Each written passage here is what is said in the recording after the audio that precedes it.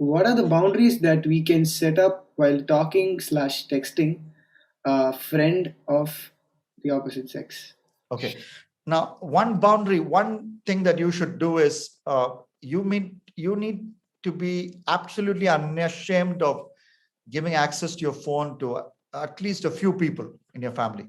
So if you are a person who will send a message and delete it, unless it's for a simple thing like organizing a surprise birthday party, okay, then that's allowed.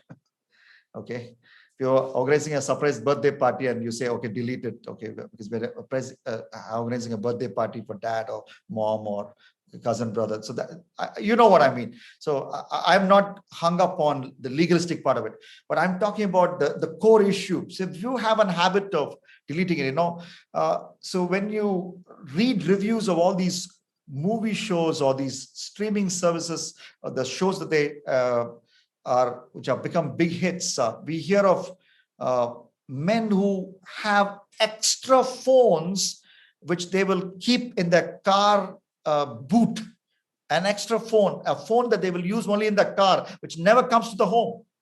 So when you have phones like that, or when you have the habit of deleting messages thinking that nobody should read it, so that's the problem. So the whole thing is, if you are able to have an accountability friend when it comes to the way you use your phone, then that itself creates a beautiful boundary. My phone, my wife has access to it. There are times when my children pick it up as well.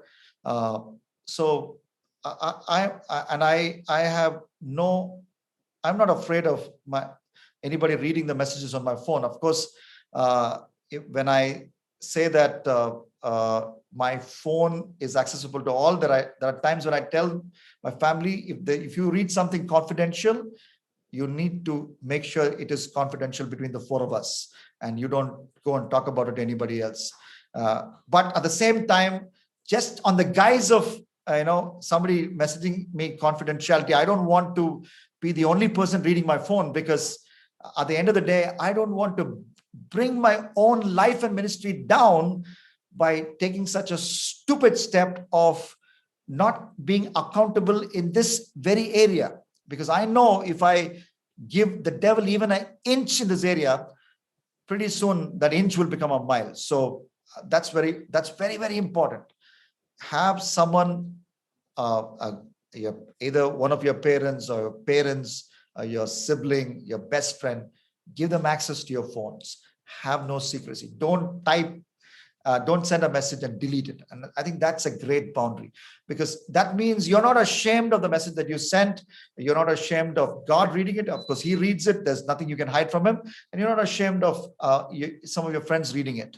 So, and having said that, if you want a direct passage on sexting, just read Proverbs chapter 7. Proverbs chapter 7, that's a chapter where the woman actually sends a sext, if I can see it that way.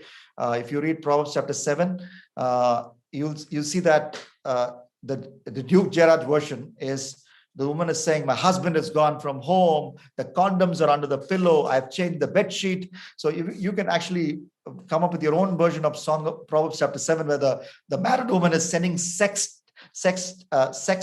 kind of messages to that young man who just